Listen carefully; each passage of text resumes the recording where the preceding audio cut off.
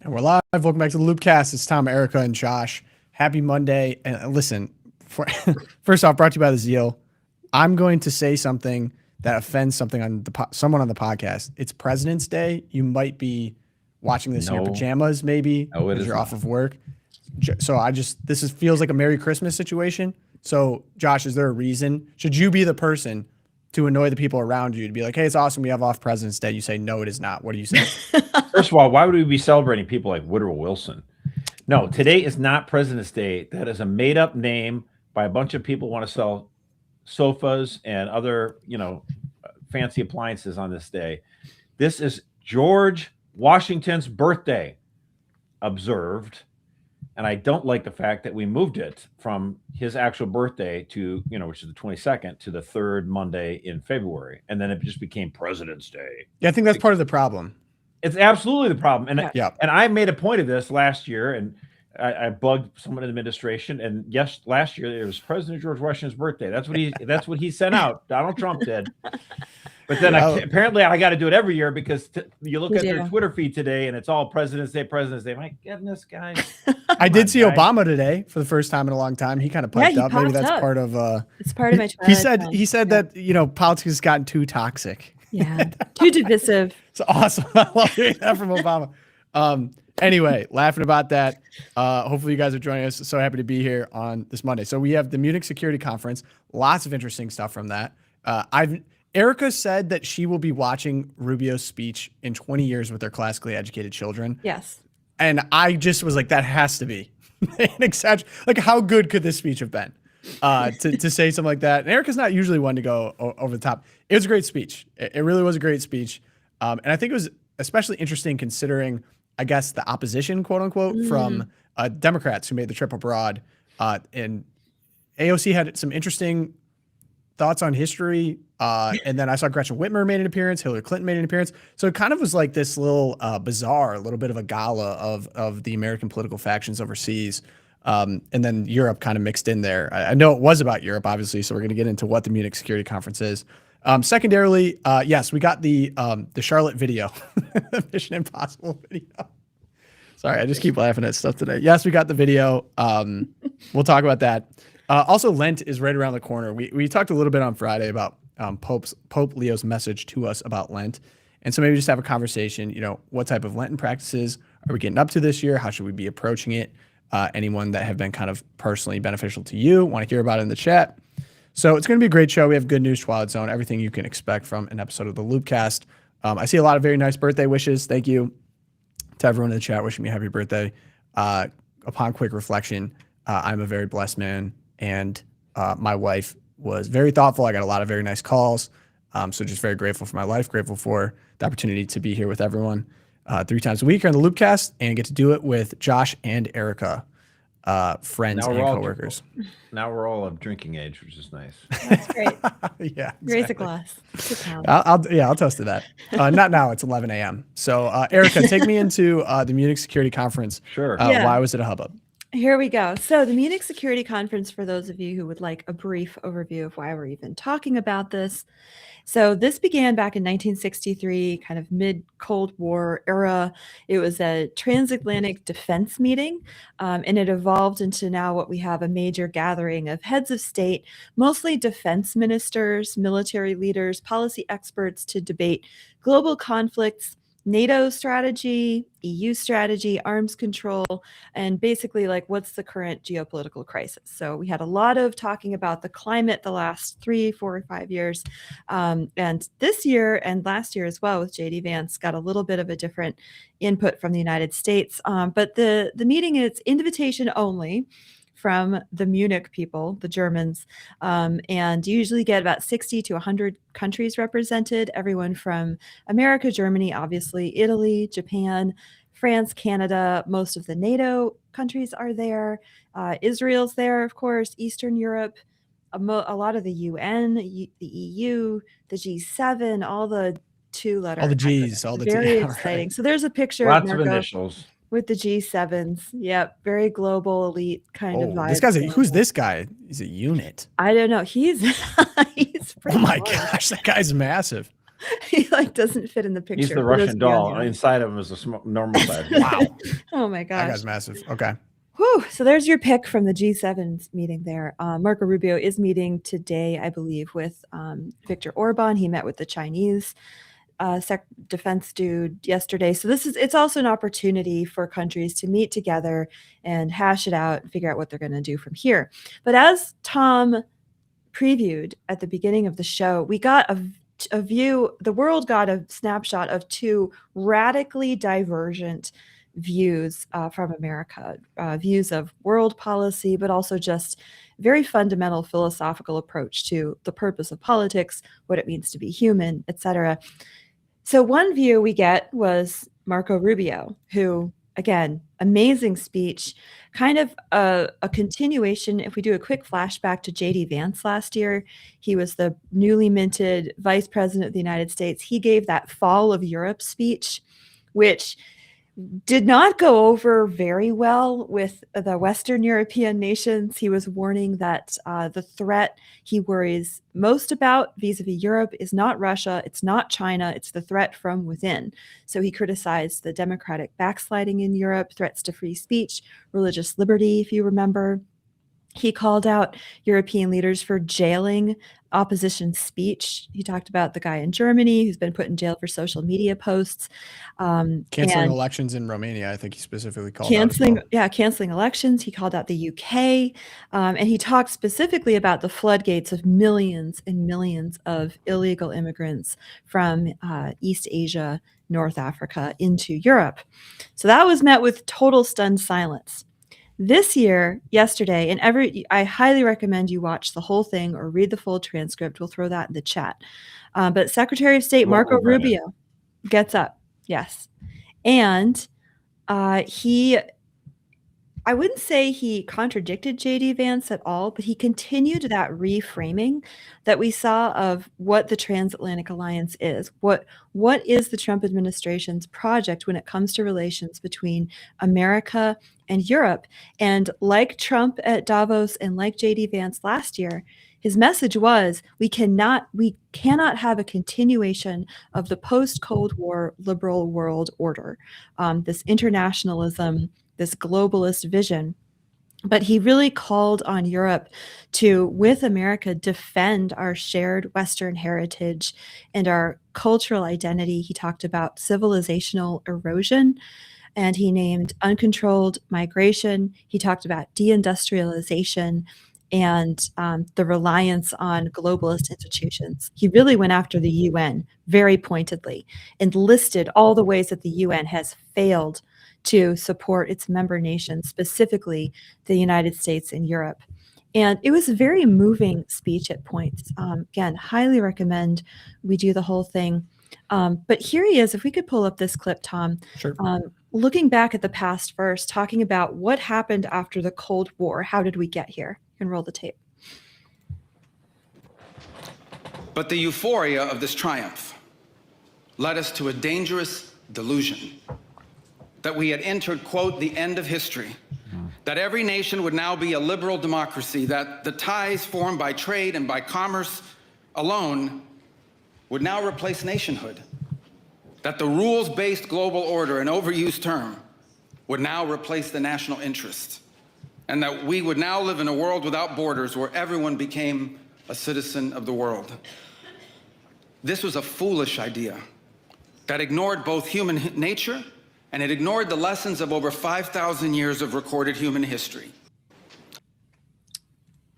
It's awesome. I can pause there. I can keep going. Well, I mean, I think he makes a great point because, you know, the end of the Cold War saw a pretty significant transformation. Everyone assumed in the Western world for a while there that we had reached sort of the end of a certain point of history. You know, Francis Fukuyama, that's what he's talking about, this idea that it wasn't just a passing of one era to another, but the end of history as such, that we had reached some sort of end point. Mankind's evolution ideologically had reached the perfection in this universal, Western, liberal, open democracy, as if it's the final form of government. And it's like, well, hello. Putin had other ideas as it took him a while before he got the band back together and made a kind of a fascist Russia, and then China. Like everyone thought, oh, I mean, I remember thinking in 1989, like Tiananmen Square, like, okay, what's going to happen here? Are we going to see what proliferated all throughout Europe happen in China too? Did not. So this, I mean, it was aspirational, but it was also a little bit naive. Yeah. I think what characterizes, I don't know, maybe like the last 30 years, I think since China was in the World Trade Organization, has been a pretty remarkable rise from the ruins of Russia and China, and like a pretty noticeable, obvious decline of the United States. And part of what he was talking about in the speech is many of the things that we did were just self-inflicted.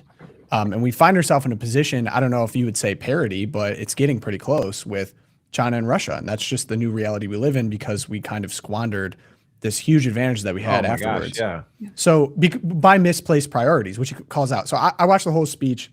It was excellent. And you talked about it. And I think there's a couple of tone shifts, not just from Marco Rubio and the administration, but also from the Democrat opposition, say, sent to Munich as well, which was interesting to observe. The first one being that JD and Trump, I mean, JD, huge shot across the bow, right? I mean, it exploded. Europe was so mad about it that every session after was talking about how mad they were about it, but it was almost like they couldn't deny certain elements of it. I think especially like manufacturing, their military strength, and then also their energy priorities were just so obvious that anyone could just talk about that, and the Europeans themselves were struggling. But then Marco Rubio comes in and not only talks about the hopes for and what the American position is or what they hope for Europe, but the shared bonds and like drawing a line from Europe all the way to the United States, because he rightfully points out that the English came and started the colonies in the United States. He brought up the Scots-Irish. He brought up the Spaniards and the French. And it almost was I don't know if it was obvious what he was doing, but I kind of liked it. And I don't know if that was just a product of having such a tense relationship with Europe, but he brought up a lot of things that I like and admire about American history, and that it's something to be proud of. And I think sometimes people do it in a really ham-fisted way, but this one, it was an appeal to Europe clearly to have more of a shared bond, and that we clearly, our interests are the same. If Europe falls, the United States falls in a way, or something about Western civilization falls. But I really liked it. I don't know, Erica, if you could talk to that more specifically, but it left me kind of feeling like, yeah, this is kind of awesome. I'm sure it kind of felt the Europeans probably felt similar. Yeah, I loved too how he really emphasized this isn't just an economic or a political question as well, but this is spiritual and cultural. And he went through and he listed, yes, all of the, like you said, the groups that had emigrated to the United States and their contributions, one of which being the Caballeros, the cowboys from Spain. Yeah. AOC had something to say about that. We'll get to that in a second. That was very funny. But he also listed for the Europeans, he was almost like reminding them of their great, he talked about Dante, and he talked about the Sistine Chapel and Cologne Cathedral, and he said the Rolling Stones. The Rolling Stones. Did he mention the Rolling Stones? The Beatles and the Rolling Stones. Got a good laugh. I missed the Rolling Stones. I was so taken with the classical. But he talked about how these aren't. I would have went with the British wave, the second. The Who? Whatever. The second wave, the Beatles, maybe. No, that's the first. He did mention the Beatles. Second wave. Second wave would be like. But he talked about the point invasion. Being that this is not just we share economic interests, but we share a vision of the future. That these aren't just things that you accomplished in the past, but they can actually point us towards a future if we choose to act together. And he says, I love this quote, while we're prepared if necessary to do this alone, it is our preference and it is our hope to do this together with you, our friends here in Europe. And he talked about that we will not be party to their managed decline if they choose to go another way. But we're asking them, we're almost pleading with Europe to join us in this restoration and this task of renewal that he talks about, that the Trump administration is hoping to embark on. And again, this is where it became very emotional in a way, just to listen to, because we do love Western civilization. We do love all the things. They're good and they're true and they're beautiful. And we want Europe to choose to reclaim its authentic identity, which, as John Paul II told us, can only be an understanding of Europe as Christian, right? There's the only way to get to that. And he made no bones about that. So I found it very moving. I hope it can turn the tide, and I hope it can change some minds, or at least be a beginning there. Offering Erica, love great it. minds. Bishop Barron himself gave him a shout out. I was impressed by Secretary of State Marco Rubio's speech at the Munich Security Conference. He indeed addressed a number of particular political issues, but what most grabbed my attention was his stress on the common culture that unites Europe and America. He cited Dante, Shakespeare, the Sistine Chapel, Cologne Cathedral, even the Beatles as expressions of basic cultural intuitions that still inform the West. But he pressed the matter further, insisting in the spirit of both Christopher Dawson and Pope Benedict that the culture is ultimately grounded in the Christian faith. It is simply the case that reverence for the dignity of the individual, for human rights, for political freedom, and for equality comes in the final analysis from the Christian gospel. Basic to his presentation was the conviction that Europe and America will truly flourish when each rediscovers its spiritual mooring. And I think the capstone to that sentiment is what he also addressed in that speech, and he shared later on social media when he said, "We do not want allies shackled by guilt and shame. We want allies who are proud of their culture and heritage and are willing to help us defend it." Amen. And that is really the core of it. That is absolutely the core of it. And that's why he says it's not xenophobic, to have some basic limits on migration and to preserve what is, the culture of Western civilization of each of your countries. Poland's doing it. Other countries in Europe can do it. The United States is doing it slowly but surely. That is absolutely a key factor. For way too long in Western culture, we've been shackled. That is appropriate.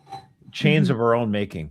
We really have been just riddled with guilt and shame. And it's like, you know what? No, it's time to be free of that and understand that we have done a lot for this world. We have been a beacon of hope. I think Trump understands that intuitively, but people have spilled a lot of ink on this. It struggles to articulate that in speech. It's almost like he's pure action in some way, so he just does things that kind of match up with what you're saying. But then both times here, you have J.D. Vance and now Marco Rubio. Like, I listened to this speech, it reminded me of speeches from another time. I hate to be hyperbolic, but no, I know. I've watched so many Trump speeches that were just hilarious, winding, crazy. And it's almost like I have to put on the lens to understand it, because you're like, Trump weaves and he doesn't mean exactly what he says, but he means kind of what he says.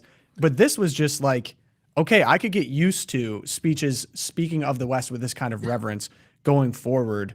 And that's maybe the first time I've heard this is a real like arrival type speech, it feels like, in front of the world. And I think especially compared to, and we'll get into it now, I was just shocked at what felt like Democrats being very unprepared. You got invited to this, and you knew that global affairs were going to come up. So you can't use the excuse, Gretchen Whitmer, hey, I'm the governor of Michigan. I can't know about this.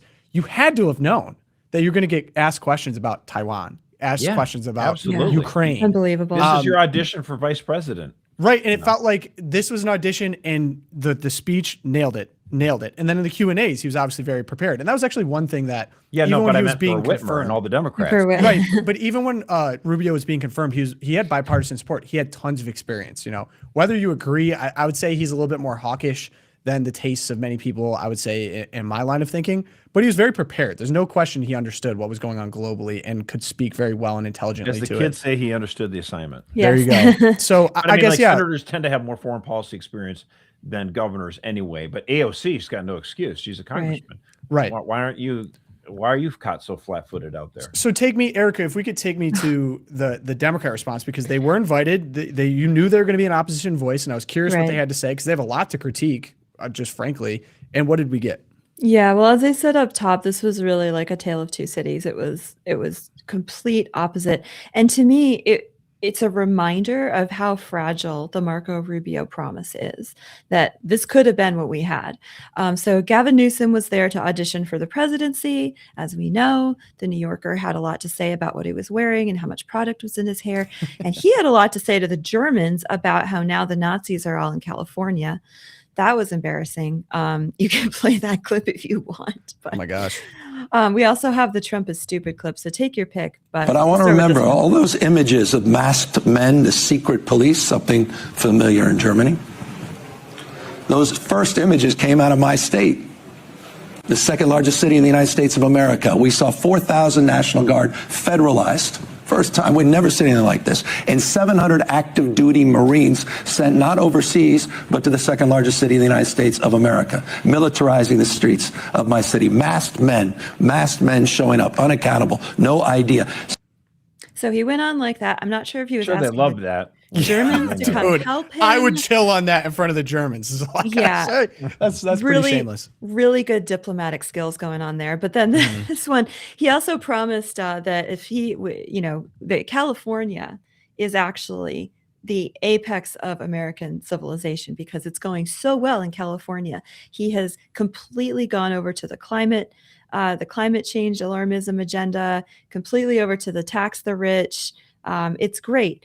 And so he's basically saying, I'm governing California in exactly the way that all of you European elites have been trying to. It's a sanctuary state. You've all been doing this. I'm doing this. We are all in the same project, California and Western Europe. And I just did some digging into the numbers. Thank you to Jim Garrity over at National Review for putting these all in one place. This is just your monthly reminder that in over a year, less than 0.2% of the Palisades have been rebuilt from the California fires. California is currently ranked, this is U.S. News and World Report most recent, 50th for affordability among the United States, 49th. Wait. Oh, yes. And as Barack Obama told us, there's like 53 states, so that's near the bottom. Yeah, it's close to the bottom. And then it's 49th for in-migration, people wanting to move there. It is 45th for air quality. So his climate alarmism policies are obviously cleaning up the air rapidly. 38th for K-12 education and 47th best state for retirement. So again, Newsom's He's got time there. for podcasts, though. I mean, He's got lots of at a certain podcasts. point, you just got to be. I sent you there to be the governor of California. Why are you overseas? I guess. By the way, You know what I mean? Like, is that crazy to expect? I actually don't understand that left Because or he right. can't do it. So he's going to do something else now. Like Newsom's got an especially, flamboyant flavor of shamelessness, I feel like, just to be in the limelight. But there's Republican governors that do the same thing. I just don't understand. Your task is to represent like Nebraska or whatever, or Iowa. Why are we in other countries? Period. It doesn't make any sense to me, but it makes sense politically if you're trying to build a national brand, which is obviously you got what's to be going really on, careful about how you do it, though. Where you bring up criticisms and critiques in a way that doesn't sound like, what are you trashing our top diplomat over there for? That kind of a thing, or AOC making fun of. Gosh. Did you get AOC was really unbelievable. There was a couple moments word that salads? Really, Yeah. Here, this is a good mashup of her response. So she was asked in a panel about her response to Marco Rubio and his ideas. And here's what we came up with. Marco Rubio's speech was a pure appeal to Western culture. I think it's also important to note how thin that foundation is. Culture is changing. Culture always changed. Culture for the entire history of human civilization has been a fluid, evolving thing that is a response to the conditions that we live in. And so they want to take this mantle of culture. At the end of the day, though, it is very thin. And so the response that we have to have is, again, it's material, it's class-based, it's common interest. It's Marxism. Did you hear all those buzzwords? So we had class. She called for an international order based on class instead of national identities. Later on, she says, whiteness is an imaginary construct. Being German, Italian, or English is real with rich heritage, which isn't true, because otherwise she would find Vermont to be like the most diverse state. But she's like, oh, Vermont, 97%. or it would have impacted her rhetoric over the past 8 years or whatever. I mean, she used whiteness like every other word. So Yeah. I don't. That Yeah. feels a little insincere. But I think between her and Newsom, you really get a good snapshot of where where the Democratic Party is headed, and it's really just down the path that we had begun with Joe Biden and Kamala Harris. The idea that we're going to push on the globalist language, we're going to push on the Marxist language. Everything will be reduced to material constructs and class warfare. You'll be identified by your class. And so really is sort of like quo vadis America, right? Which way America? We're getting these two very radically different views of the whole purpose of politics. In fact, we got a flashback. Can I go pause ahead. you briefly? Go ahead. She also said she also did not know that cowboys originated in Spain because the Spanish brought horses to like Mexico, modern day Mexico. She was making fun of Marco Rubio for mentioning that the Spanish had brought the cowboy culture over, and she's like, LOL, you should talk to the Mexicans and the slaves about that. And everyone kind of like laughed. Whereas historically, the American Indians and natives, whatever you want, indigenous peoples, did not even have horses until the Spanish brought them over, first of all. So that was in fact Spanish. And secondly, the American cowboy, it actually started as like the caballeros on the Spanish horses as they came up through the Great Plains. Then it was like translated to America. It's a very complicated history, but there is no question that it was actually the Spanish and the Spaniards who brought that long-range horse-based cowboy culture to the United States. It's not even a thing. Thank you for that quick background. And then she also kind of offhandedly referred to our military action in Venezuela as like someone below the equator, and Venezuela is not below the equator.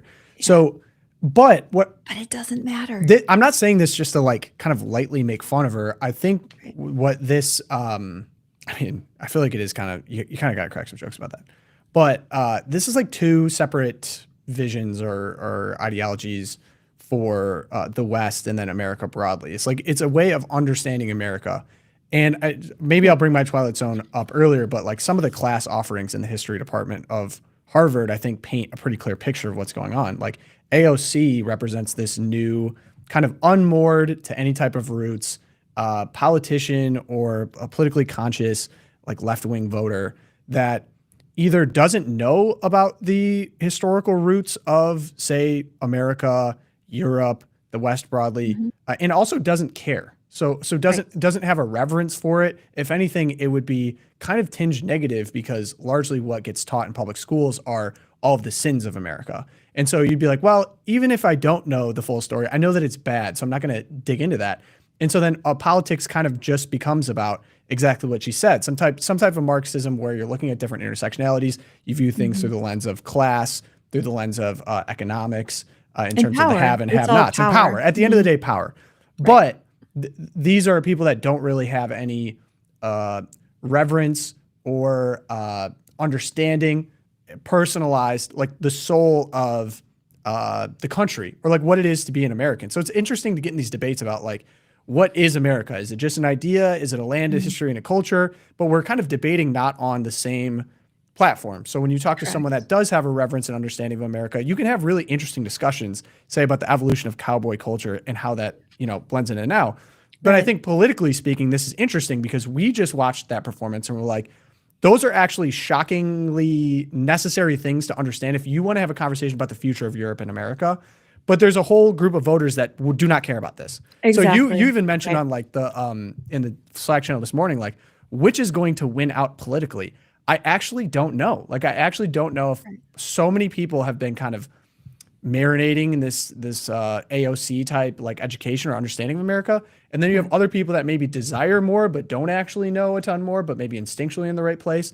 And then there are the people that actually do understand America. So voting wise, I don't know how this plays out. You know what I mean? I think what you're pointing to there is like we can sit here and fact check AOC all day long, and it's fun to make fun of Gavin Newsom and like, oh, he like was teasing the Germans about being Nazis or something. Like, but in the end, that if enough of the electorate doesn't even care about the truth of the matter, that's not going to really matter in the end when it comes to who's going to rule the United States after 2026 for the midterms, 2028 for the next presidential election. And I think what Rubio's speech did, and I think the reason I got kind of emotional about Rubio's speech was that he articulated such a radically different vision of what we thought was possible even 4 years ago, right? That there is so much on the line here. And I hope with all my heart that America is not so far gone that they can watch AOC and just be like, I hate Trump so much, whatever. I don't care if what she said was a pack of like 18 lies in a row. She's something different. So yeah, I think that's sort of like the takeaways. Because it's not just the education, it's also the like news apparatus at this point. You know, I'm more confident that we've moved beyond the news apparatus, but if you take a look at the New York Times, they had a critique of Marco Rubio's speech. It said, Europe today looks different from the one Trump's team describes. Secretary of State Marco Rubio appealed to European leaders in Munich by stressing Christian and cultural bonds that are no longer universal. And it started off with, there is an Afghan grocery store on the blocks outside of the main train station in Munich. Halal food counters are sprinkled amid the cathedral spires and beer halls. Nearly 1 in every 3 residents you meet in town is not German. Funny, kind of, I guess, like admitting the larger point that Hillary Clinton even said that mass immigration has been largely destabilizing for culture. But the critique isn't that there's a Christian root or line that you can connect between early Europe and today. It's that because there's Afghanis there, that doesn't exist. Well, and like even Hillary Clinton's concession out there, she doesn't want to even have to concede it. If she feels the need to concede it, and then just means, oh, maybe we were going a little too fast. We have to slow down the advance. It's not like they're calling for an actual change, in policy. Yeah. We must get back to boiling the frogs slower. Okay, here we go. So I'll play that clip. I think this is the Hillary Clinton. I think we need to call it for what it is. Secretary There is a Clinton. legitimate reason to have a debate about things like migration. It went too far. It's been disruptive and destabilizing, and it needs to be fixed in a humane way with secure borders that don't torture and kill people. Okay, so outside of the principle, I think what you're talking about, Josh, is correct. What does this suggest? Is she still considered a part of the Democratic establishment at this point? Oh, of course she is. So, Yeah. so what does this signal to you, politically speaking? Why are they making this massive? She's saying- They would have never admitted this 4 years ago, by the way. No, of course. Right. And of course, what she's saying is that Trump administration is what leading to torture right now and cruelty. It's like, no. There was far more torture, misery, violence on the border under Biden. Like, it's not even close, because 2 people lost their lives in Minnesota protesting, that therefore we're going to try to compare. Like, no, it's the sheer tidal wave of violence that occurred because of 4 years of open borders. But obviously Hillary Clinton is sending a signal to other Democrats, like, look, we have to make this rhetorical concession because it looked like we should have won, is her thought. 24, the Democrats should have won, but we went a little too hog wild with the open border there. And so we got to say, yeah, it was a little bit too far, but we can't be so mean like Trump's ICE. We got to dial that back. Well, you know what? Trump even made a course correction on this. Trump realized that he needed a change in the way he was doing it in Minnesota, and he brought in Tom Homan. So it sounds like to me, that's what we should be doing. Continuing on with Donald Trump's course correction, having immigration enforcement done in a proper manner, not showboat for the cameras. But yes, Hillary Clinton is definitely telegraphing to other Democrats, yeah, we have to concede we kind of made a mistake there, and then a little bit there, 24. You know what? No one can trust Democrats with the border. I'm sorry. That little token concession you're making isn't going to cut it. Yeah. Well, Josh, the Senate Democrats sure did. If you want to touch on this. So we have Catholic congressional Democrats rebuke Mike Johnson's biblical defense of ICE. Oh, Rosa. Their Rosa Friday, DeLauro. February 13th Hey, girl. statement led by Connecticut Representative Rosa DeLauro outlines a series of Catholic social teaching principles that the lawmakers say they consider when approaching immigration issues. Yeah, so not Senate Democrats. These are House Democrats. These are okay, sorry, other side. About 40 Catholic Democrats in the House, led by your Congresswoman there, Rosa DeLauro, Sorry, guys. from New Haven, Connecticut. she's the one that has got like the pink hair, goofy glasses or whatever. And she's like 112. She's very old. She's like clinging She's on to so the very old. end. Yeah. Yeah, I mean, again, this is one of those things where it's like, a reporter had asked Speaker Mike Johnson about whether or not it was a Christian or not to have, border enforcement.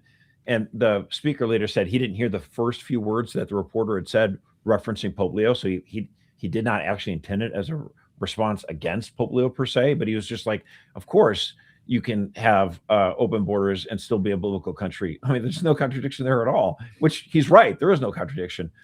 But this, again, the statement by Rosa DeLauro and these 40 plus Democrats, last time she got AOC to sign on her letter, AOC didn't sign on to this one. So I wonder what's going on behind the scenes. But the letter, it to me, it's just hilarious. It goes, as Catholic Democrats in Congress, we are guided by a living Catholic tradition that affirms the dignity of every human life.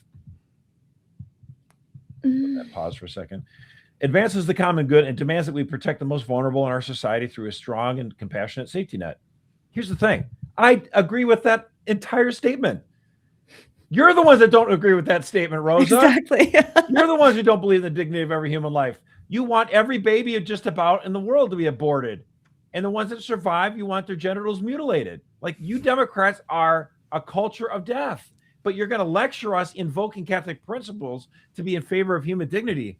I want more human dignity. Hello. And you're the ones that are stopping it at every point. But they want to see, again, Catholicism is this, a really important thing for them to put on every once in a while. It's like, let's wear this coat for 10 minutes and invoke it. This is like, she does this about once or twice a year, or maybe I should say about every other year, and where she decides to invoke, Catholic principles as a battering ram. It's like, let's have a robust discussion on border security, on Catholic principles. I'm up for it. Mm-hmm. And in fact, our good friend and coworker Steve Cortez had a great article over at the Daily Signal on Friday as well.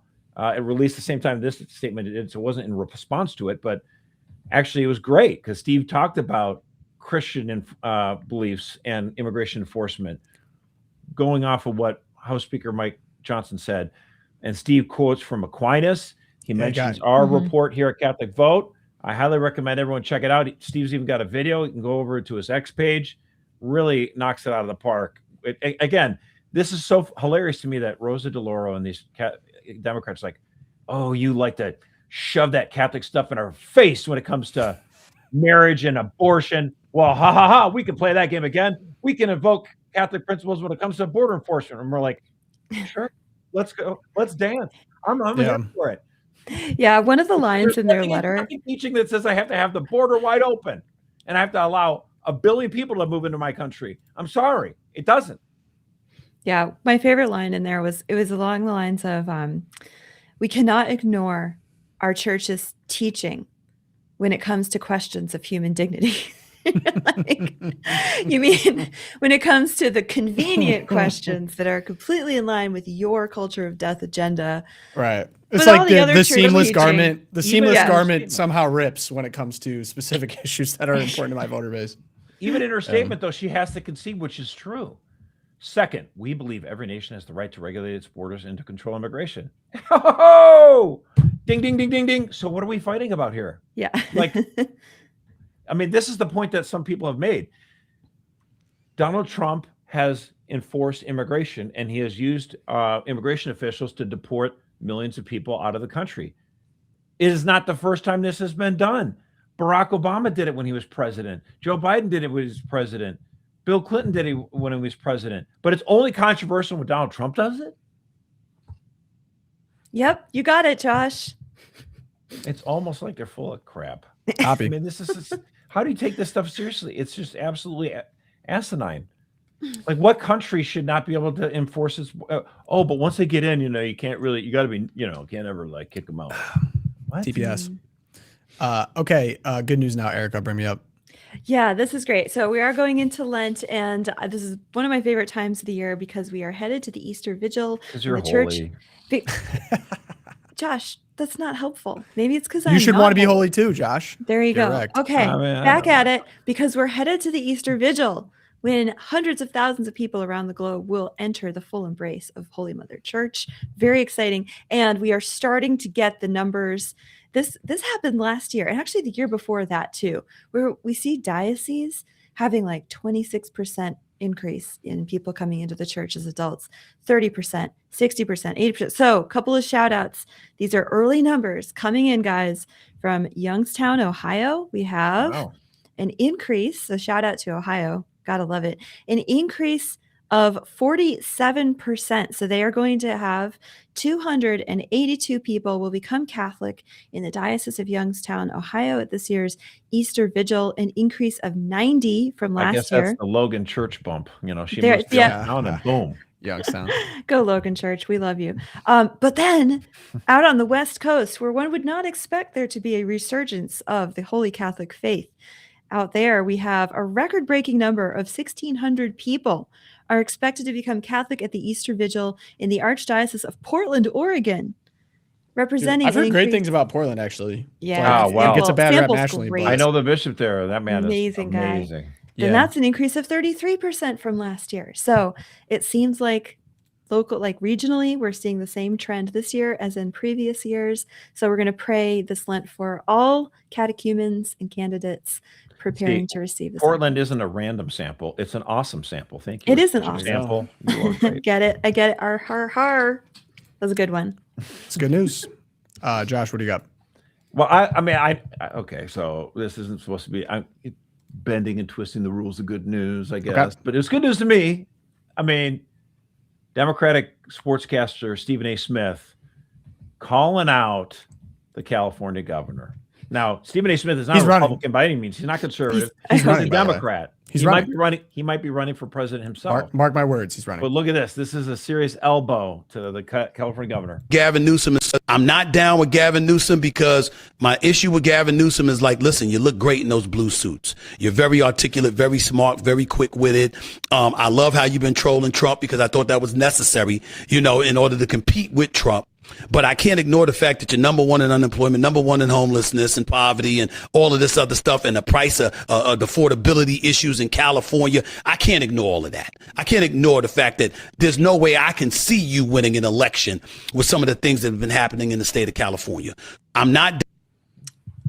He's saying this because he's running, Josh. You're going to get a Stephen A. Smith campaign. I'm not counting against him. No, No, and he would be awesome. Like, in terms of actually being president, I don't know, but in debates and stuff, like debates, public experience, the primary all he does debates is would be talk. great. I mean, it's like the Reagan effect, right? You're an actor, but I think even Reagan.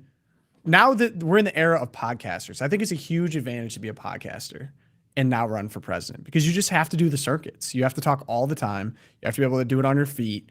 That's what this whole Tom Across America thing is. Right? Okay, I see. Yeah. I Working see. some local Or connections. the country. Outside your New Hampshire 2032, Tom cafe. Picasso. Yeah. I don't know. Zero desire. I'm very happy where I am. I am looking forward to getting my hands dirty though. I'm working on potentially being a garbage man for the day in Chicago area. So In Chicago. There's a lot of should be trash awesome. in that town. A lot of trash. I would watch that one. Yeah, but we got some good ones in the works. Let's put it that way. Oh man. Okay. My good news. Op-ed in the Atlantic. I'm not sure if you guys caught this. Just good news as these are debates I almost with the open border stuff, Josh. I appreciate your passion for it. I feel like it's a settled debate at this point, even to the point where Democrats are kind of repositioning. If they still believe it, like it's been decisively won. Trump shut down the border. Mass deportations are happening. There's debate about how it's happening, but it's already kind of been settled. I feel like there's a national memorandum and it's already been settled. The one that I feel like we're almost at that point now, probably, I think we might be there. So we get an op-ed in the Atlantic. The tide goes out on youth gender medicine. American doctors are no longer united on the wisdom of medicalizing gender dysphoria in minors by Helen Lewis. I believe in this, she compared it to lobotomy, why we no longer lobotomize people as such a barbaric practice. I promise you don't remember this. There was a time, if you were to even accidentally misgender someone online, you could lose your job. You'd be banned from that forum. If you spoke out against it in any way, shape, or form, you would lose all of these social statuses. I just think the tide has turned so decisively, thanks to what is a woman and things like that, and the men and women sports thing, I think was just way too far. That now we're getting to the point where like lawsuits are coming out. People are speaking in mainstream publications like this. It just wouldn't have been acceptable. The Overton window's just completely shifted. I agree with you. I just want to real quick, the Beltway Republicans were totally against this, making this an issue. Yeah. And Terry Schilling over at American Principles Project deserves a ton of credit as well. Yeah. For working hard on this and showing the data and convincing Trump, no, this is a winning issue. Yeah, and it was. And I think it's important. It's an important lesson because it was such a decisive win. And the Conservative Party, or conservatives, I guess, broadly, Conservative Party, I guess, isn't a thing. There goes Josh. Get a lot of grief because it's like, well, what did you conserve? And even why was Erica getting emotional about Marco Rubio's speech about the heritage of Europe and America is because the conservatives have largely failed to conserve very much. And so people always ask me, it's interesting talking to people about Trump now because I think there's just, at this point, there's 400 days in, there's lots to critique about Trump from everyone, Republicans, Democrats, Libertarians, everyone in between. And often they ask, why was there this initial appeal and fealty and loyalty that people have to Trump, even if he kind of betrays them on certain things at this point? And the biggest answer is because he leaned into things like this. He asked people, what do they want? And he was willing to run on culture war issues like this that otherwise would have not been touched by politicians before. And Absolutely. that's why there's this lasting loyalty to Trump. That's one of the reasons. In the lineup of people who were early out of the gate resisting and calling it out, the gender transitions and the abuse of minors and surgeries and hormone replacement therapy, just the whistleblowers in the hospital. Remember Dr. Ethan Heim down in Texas, and multiple doctors and therapists like him who were calling out what was happening in these hospitals. The Biden administration, DOJ, was going after them, right? Yeah.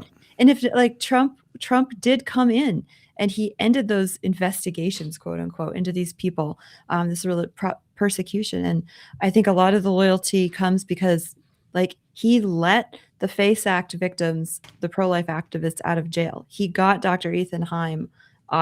We stopped prosecuting him, and I think that, there's a lot of grace to be bought there because, like you said, he's a man of action. He gets some stuff done. It's not always great. He smashes things. He's a bull in a china shop sometimes. I mean, even the libertarians are frustrated with tariffs. You have to say, look, this is the first president who's reduced the federal workforce to the smallest percentage since 1966. Like, that's what I'm getting at. Like, is Trump great on everything? Is he perfect? No. Whoever. Nobody got their Bill-to-Bear president. Said he was. What are you going to do? Like, I mean, it's like, I understand what you're saying, but I think that deflects from legitimate criticism. Okay, maybe I'll break as the young man in the podcast. Whenever people say that, you're deflecting from legitimate criticism. So I'm like, give him his flowers over certain things, but clearly there's a lot to criticize, and we can go forward and litigate that. Absolutely. The only point that I'm bringing 100%. up here is that the loyalty from the right. It's like he remade the Republican Party, and now we're seeing auditions for what the future of that's going to look like. And there's many extreme scenarios one could imagine. Are we going to get techno-feudalism? Are we going to get, you know what I mean? Like, that's crazy. And then a lot of people now are looking for who's going to carry that mantle of the MAGA movement, or maybe fulfill what the MAGA movement promised that it feels like is veering away from a little bit. And it really remains to be seen. And I guess we'll be covering that as we continue to cover politics. It could even be someone we don't know about now. Really good. No one saw Trump coming. I'll tell you that much. So, okay. Church Corner. We got the Pope Leo message on Lent. We kind of covered a little bit last week. I want to hear from the gang. From loopcast@catholicvote.org is where you can email the chat. What are we doing for Lent this year? Erica and Josh, have you had a favorite transformative, renewing Lenten practice you have done personally or with your family that you feel like would be good for people? It was good for you. How are we feeling about Lent this year? I mean, we'll hear from the saint here in a second, but I started last year, not just at Lent, but the whole year. I'm like, I'm going to do a rosary every day. So I did it all last year and still going strong at one a day. So, like that, I want to keep with that devotion, obviously. And then this year, picking up the first Friday devotion as well. Nice. And then, yes, penance, it's not just giving up the nice stuff like chocolate and stuff like that. It really is to truly, eat less, penance, try to do more, offer up, your sacrifices, you know, for the suffering Christ. So yeah. Man, it's going to be good.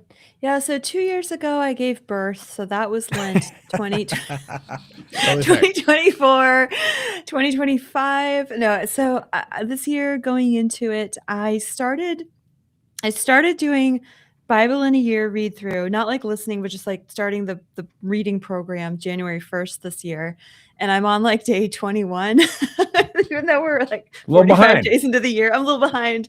So during Lent, I want to like buckle down and like focus on doing that commitment at least 6 days a week. So maybe it'll be Bible in 2 years instead maybe of 40. At least 40 days you'll get. Yeah, exactly. I'll get like 40 days in of the Bible. And I'm really enjoying it so far. I mean, yeah, like getting through Exodus is really intense, and we're like killing off the Amalekites and stuff like that. So that's fun. And so Bible in a year, I'm going to try and buckle down on that. Our family with the kids, we try and do like a family give up, and it's a classic, like give up desserts, except for on Sundays. So we'll do that as a family. And then we're going to pray Stations of the Cross on Fridays together with our kids in the living room, which I will tell you is a journey to Golgotha, because we have everywhere from 2 years old to 18 at home right now. And it's always an exciting journey with Jesus on the way of the cross. So pray for us on Fridays at about 7 p.m. Eastern, because that's Todd and I are like, okay, we can do this. So yeah, a couple ideas there. But. Wow. All right. That's awesome. One thing recommend. Well, obviously Fridays, you know, we don't have meat, but and then on Ash Wednesday, is it on Ash Wednesday and then Good Friday are the only times where you do the actual fasting? Here's a crazy thought. Something we used to do as the church. Use those times. If you're crazy, you could do Wednesday and Friday. If you want to just do Friday, do Friday. But you can keep the same as you would do on Good Friday for every Friday. And I think even at minimum, lunch. So I had a very, very holy man and mentor that I worked for when I was in college. And he actually did this all throughout the year. He didn't even just do it through Lent. Never said a word about it. It was something I observed. I can't even remember if I asked him about it, but he would just have bread and water, like a slice of bread and water for lunch every Friday, which is pretty incredible. And he's not a showy man. The only reason I saw this is because we were in an office of like 3 people. And so I kind of observed him doing that while he ate. And getting back the practice of fasting, rediscovering it is a beautiful part of our Catholic tradition. And because we live with a lot of access now, you can pretty much get whatever you want anytime. You don't have to do it. So by making the intentional choice to do it. So I recommend, I'll be doing that Fridays. So Fridays, just do bread and water for lunch. And then you can just, do your normal. I don't really eat a big breakfast anyway, but you can just do your normal meal at night. Or just, fast from something. I think because you're like, okay, give up chocolate. Great. Like, I'm not going to denigrate that. Give up chocolate too. But if you think about your meals, it just, I don't know. It made me think about it differently. I really appreciate you feel a real hunger pain from you feel it throughout the day and you're like, okay. And then it reminds you of why you're doing it, connects you to suffering. And so I would recommend that myself. And then, people are, someone in the chat said their oldest daughter going to pray the rosary daily. Really awesome. They're discovering some Catholic traditions because they just converted. That's amazing. Congratulations. Highly recommend it. I still do the daily rosary, by the way. Picked it up around the same time as Josh, and I could not do without it at this point. So obviously give up meat on Fridays or whatever, but in addition, Americans have decided to give up Beyond Meat. So if you had invested $10,000 in Beyond Meat stock 5 years ago, that $10,000 worth of stock today would be worth $41. Oh, It has gone down 99.59%. Yeah, that didn't go over very well. Beyond Meat. We are so beyond meat. Have a great Lent. Get to Ash Wednesday, Mass on Wednesday, and good luck with whatever your Lenten penance is going to be. It's going to be a good Lent. And we will be here Wednesday, here on LOOPcast. Yes. Right? Yes, we will. Probably with ash on our forehead. Depends on how the kids are, but might be afterwards, after work. Okay. And then, someone brought it up. We'll bring it up briefly here. The infamous password protected video was played over the weekend. And it was funny. I had a good birthday weekend, so I wasn't really thinking about this. But like at a random point on Sunday, I was like, isn't this after the video dropped? Like, shouldn't I be seeing or hearing everything, all the things about how he came down on everyone and it's crazy? No, it was a very, very Vanilla. tame. Yeah, tame. is the way that I would put it. Uncontroversial. Uncontroversial. Everyone so loves Jesus. We share him with others about being evangelizing, going out. So I don't have any. Here we go. Yeah. The difference between being a believer and a disciple is the difference between being a Carolina Panthers football fan and being a Carolina Panthers football player. Fans are nice. The world needs players. I mean, sure. Can't lie, that kind of goes hard. Yeah. Yeah. I mean, And localized to the Charlotte area, but yeah, that's where the team plays. Yeah. I But think what's the the whole way suspense? Yeah, the suspense, the password, the like, given the context, was it all Yeah. necessary? Was Bishop Martin laughing perhaps a little bit behind his hand, or was this just like a complete fumble? I don't know. Whatever. I have no idea. This was really bizarre. Yeah, we had our annual like movie. The kids call it Movie Sunday because you get to mass and you see the big screens up in front of the altar, like that they can roll up and down when it's time to play the message. So I think a lot of dioceses like start their annual appeals this week or next week for Lent, and we got our movie. I'm like, guys, yeah. just not Thankfully, sure movies my at mass bishop is has never great. done that. If he wants something communicated, he'll have the priest read the statement out loud, which I much prefer. It feels Catholic rather than let's roll out the TV. Yeah, What? No. much preferred. If anyone cares, the moms would all prefer if there were no movie Sundays that we have to explain to our small children. Yeah, that'd be great. Yep. Okay. On to Twilight Zone now. Josh, what do you have? So Ed Fazer, I really like him. He's written a lot of good books. Really smart, a thinker who applies Catholic principles. I agree with him a lot, and sometimes I disagree with him. But no matter how you cut it, he is a first-rate scholar. And so it was only natural that St. John's Seminary in Los Angeles would invite him as a speaker. But then the Catholic left went bananas and freaked out. And so the seminary has decided to disinvite him, which I just think is very low class. Yeah, not cool. And Ed points out that, in fact, this month, Father James Martin will be speaking at the Los Angeles Religious Education Congress on the theme of, quote, Hope on the Horizon, LGBTQ Catholic Update 2026. So as Ed notes, it appears that for some in Archbishop Gomez's archdiocese, Father Martin is welcome to speak about the topic of educators of our to our Catholic youth, but he is not welcome to talk to seminarians. And of course, the difference is James Martin wants to change what's in the catechism. Mm-hmm. Ed Fazer is the biggest point of controversy that the Catholic left has against him is that he's upset at how people are interpreting the change in the catechism. He's not calling for it to be changed. He's like, well, I mean, On the death penalty. yeah, it's all about the death penalty issue. He's like, well, I mean, the church, it did not declare it to be intrinsically evil.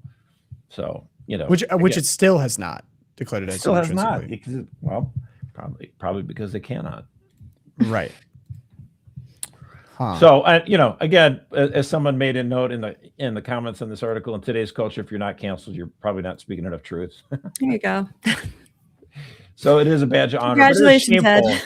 It is shameful. Yeah. Do you ever see any of this kind of stuff from conservatives? Do we ever cancel people? In fact, no. We bring other people, to our campuses and bring them for robust debate. We bring them on podcasts and stuff like that. So I just find that, hilarious that the left, the cancel culture, continues even in the church. So that's sad to see. Yeah. Erica, do you have some more social media sniping for your Twilight Zone? I do. Well, so I have Father James Martin as well shows up with my Twilight Zone. So big fanfare over the weekend, because there was a mass in Ostia, Italy, that the Pope celebrated, and at this mass were two female altar servers wearing kind of strange green robes. And of course, the Catholic left all over social media was like, yay, Pope Leo the 14th being served by girls on the altar. This proves something or something. They wore sneakers. Isn't that cool and funky and hip? And look how relevant the church is. Quick fact check. I looked it up. This is not the first time there have been female altar servers at papal masses. under Leo's pontificate. So keep your pants on, people. Father James Martin, though, was very excited. He wrote, "The use of female altar servers has proven controversial in some U.S. dioceses among some bishops, but apparently not in the Diocese of Rome or for its bishop." So he was obviously had much approbation around the So snippy female the way altar it says server. it. It was a little snippy, and I think that I was like, why is this bothering me so much? Well, I think that there is genuine disagreement about whether or not girls should be on the altar. And among conservative Catholics, we don't tend to approve of this because we see serving the altar as an extension of the hands of the priest and a preparation for a possible vocation to the ministerial priesthood. And so it just makes sense that you would have young boys there being boys and not have to be worried about girls or being replaced by girls who at the ages of like 8 through 16 are just better at a lot of things than boys, which we've seen in the falling away of male altar servers. Pause. I almost wish that was the case, that it was based on performance of tasks, like the excellence in performance test. It is not. No. But, yeah. No, because Father James Martin has made it clear that he sees this as a foot in the door to change the teaching of the church on the question of women's ordination. And so seeing this as a sort of crack in the wall, as it were, of the church teaching, which he admitted on Ross Douthat's podcast that he does think that the church needs to change its teaching in some of these controversial issues, which aren't controversial at all, because guess what? Male-only priesthood is completely settled. Well, the church properly understood doesn't change its teachings, like doesn't reverse earlier teachings. Exactly. It discovers more of what already is true. But again, that I guess gets lost in nuance. Well, Can I say before, what annoys me about this, let me just go off for a second. He pointed out that she wore Adidas sneakers for this. Guys, if you have your altar servers, just have more dress shoes. Seriously. You can even have shorts under, but just dress shoes and black socks. That's it. That's a simple thing I ask. That was always like militarily drilled into us as altar servers growing up. It's like, do not show in sneakers. Just bring your dress shoes, bring your black socks. It's really distracting. It looks bad. So that's just maybe just because I was an altar server way back in the day. That might even annoy me even more. I guess, no, probably on principle annoys me a little bit more about the altar girls, but don't wear sneakers. Well, and again, I don't like the term altar servers. Mm-hmm. That's why I say I don't think girls should be altar boys, because that's what we should have. Altar boys, period. Done. Yeah. And I remember, because I grew up in the Archdiocese of Minneapolis, super liberal, and they started allowing girls to be altar servers before John Paul even gave the thumbs up to it in 1989. And what did it do? It had the immediate effect of making myself, my brother, and all the boys our age like, well, if it's first for everyone, forget it. I'm done. Out. 100%. Well, it's the same thing with the Scouts. Like, this is just such a misread of human nature. Like, as soon as and of course, every male exclusive space has been just completely smashed. There is no male exclusive spaces anymore. And we lost something in that, of course. And now we wonder why there's a men's crisis. Even think back to like all boys academies. Like now there's a lot of all boys like educational institutions that are no longer all boys institutions. And sure, you can make arguments on behalf of more opportunities for women, which I'm not against in principle. But in principle, you do change an institution when you make it no longer all male, because of course you change the environment, you change the pursuits, everything, dynamics. The feminization. Wasn't I believe Harvard was actually all male in the beginning, right? All the Ivy Leagues were. I have some examples of change in my Twilight Zone if you'd like to get to that. Oh, let's do some Hopi changey. Listen, there's a great account on X called Roman Helmet Guy. Okay, as most good accounts on X are names like this. So he started going. His new purpose is daily posting crazy classes that Harvard offers. And so I have a few that came across the feed that I'd like to share. The Harvard History Department has a class where undergraduates just help fill out asylum applications for illegal aliens. It is called Immigrant Justice Lab, and the description is, this course trains and supports teams of undergraduates to contribute research and writing for asylum applicants represented by attorneys at the Mabel Center for Immigrant Justice. Horrible. That is what you can get credit for. The next one, Harvard has a course about what it is like to be a black person underwater, in a tree, or in the sky. This is called The Aquatic, Arboreal, and Atmospheric Life of Blackness. Oh my gosh. That is a real course. Next.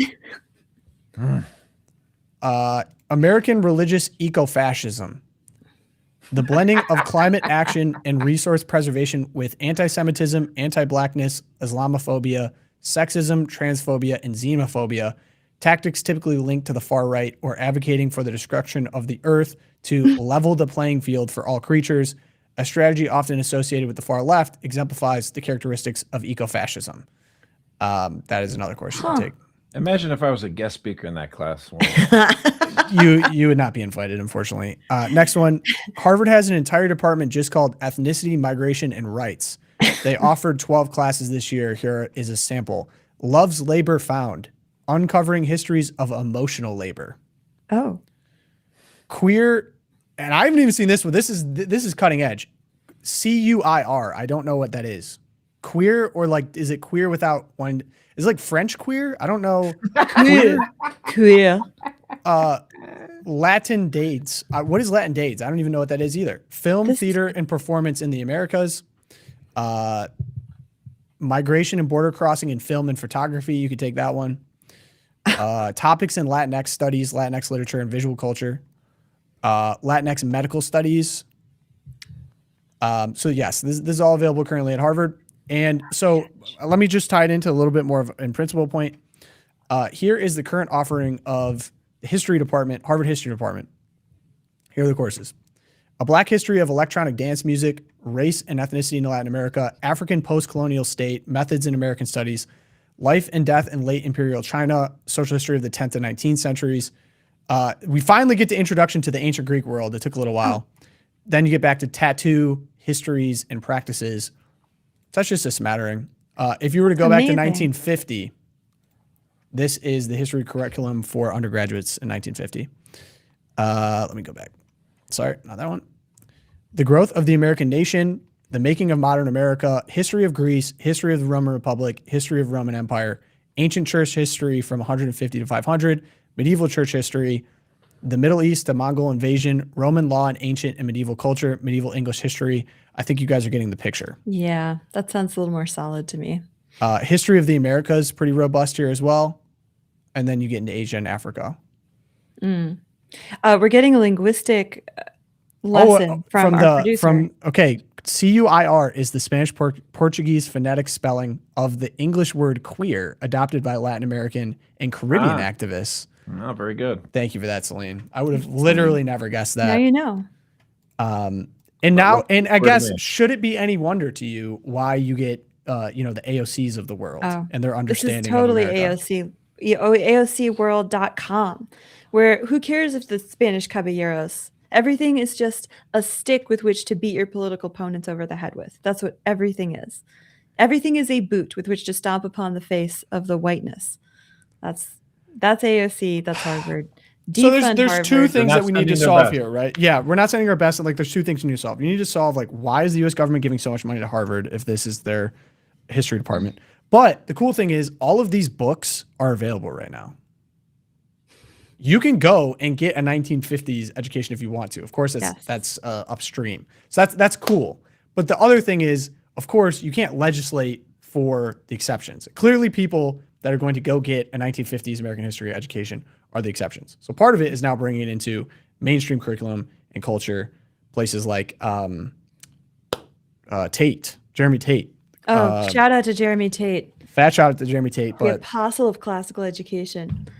And then if you get that education, you won't hate your country.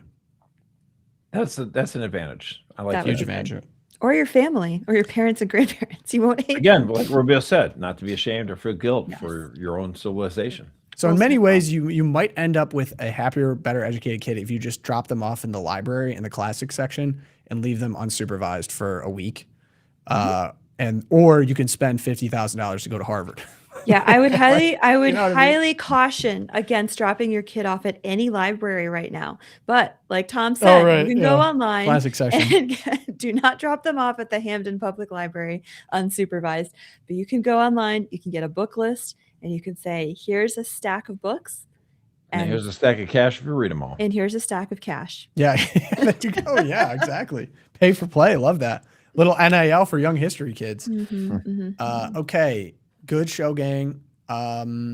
Today we have our daily prayer. And again, Lent around the corner. Go to Ash Wednesday. Lent, think about what you want to do this year. Be intentional. Take the time. It's going to be good.